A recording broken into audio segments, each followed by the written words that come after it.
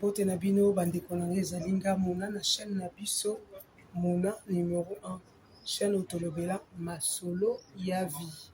Bandeko na wana na lisolo opesa bino bopesa ba commentaire la tolobela lisolo ya ING Arena.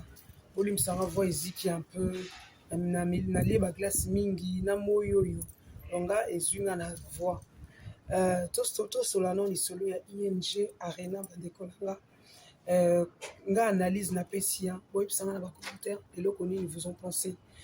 Kala mingi te na sololi na 2 3 même plusieurs internautes bakomenga ba message en privé.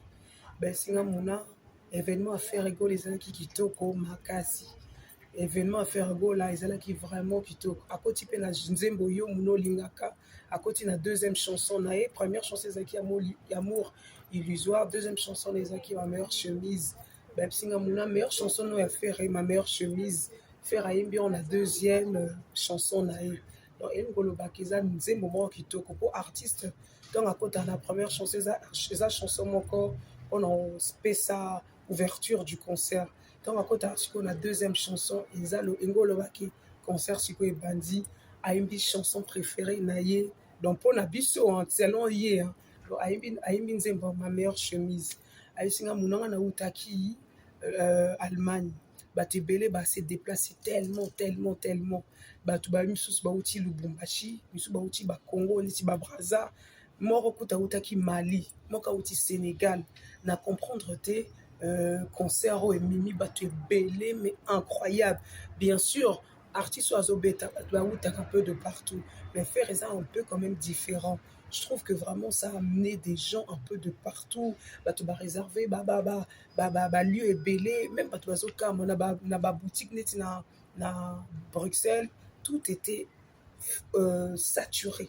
Bato bazo comprendre te ba hôtel ezalaki donc off quoi nyonso ezalaki déjà ba réservation ezalaki déjà pris donc il y avait plus rien à faire ba Airbnb nyonso ezalaki vraiment ezala ba boutique ya ba africain biso tokota neti bakosomba ba biloko africain donc nyonso ezalaki vraiment dévalisé pour un concert à faire et donc bato mingi kuna na lieu à Bruxelles babi concert à faire et rapporter mbongo car et rapporter quand mbongo te pour la faire et rapporter mbongo pour na penza bato yo obaki sur place ba magasin babi en tout cas merci faire ya rane ko betara souvent pour concert et rapporter les bato mbongo donc il y a c'est pas possible donc ba lobby c'est quand même la première fois en tant qu'artiste congolais à ramener ce impact et puis faire à sali boutique shop donc shop boutique quoi donc à sali petite store na petite boutique avant concert ou après concert à salaki yango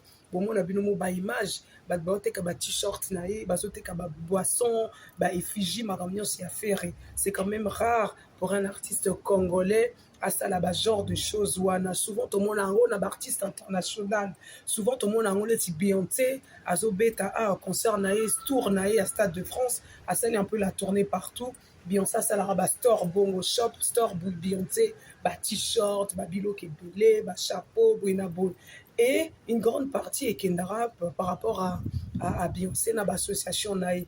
Donc c'est la première fois artiste congolais à ça là ce genre de choses. Franchement faut souligner, faut applaudir, je trouve c'est très professionnel, c'est très bien. Les acquis à concert pas mbatté, les acquis vraiment concert mais avant concert bato basombi ba t-shirt, bato basombi biloko belé pour un concert à faire et vraiment et apporter vraiment une touche encore plus pour on a tourné à ING Bruxelles, il y a Ferré Gola.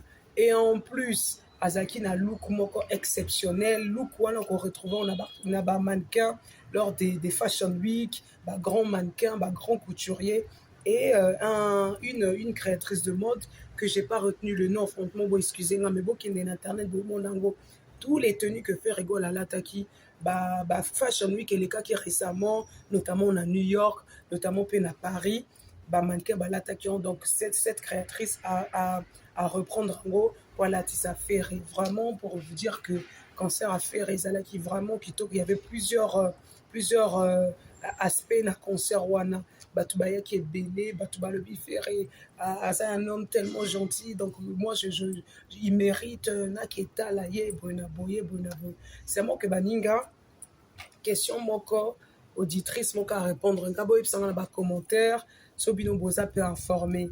Auditrice alobi munanga nauti mosika nauti partout mpona mona affaire. J'espère que na baconcert nyonso na mwa babien azwi.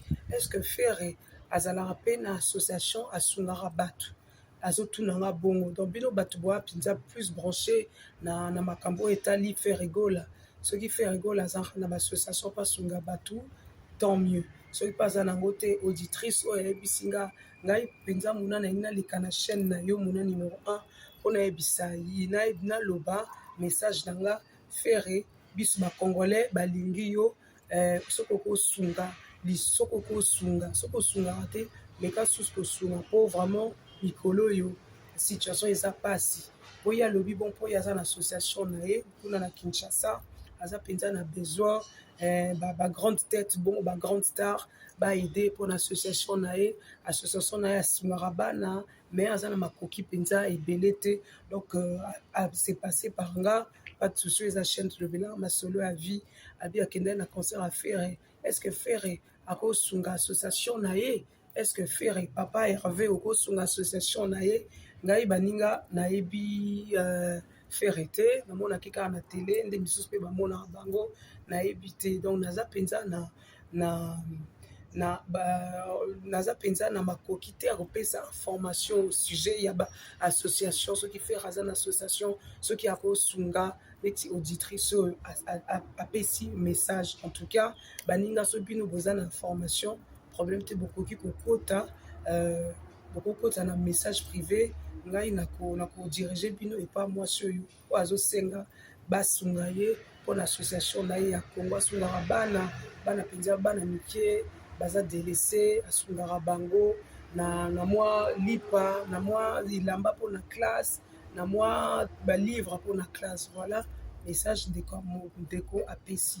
En tout cas baninga nanga je vous dis à bientôt. Ezali chaîne na biso mona numéro 1 chaîne oyo tolobelaka masolo ya vie. Je vous dis à bientôt.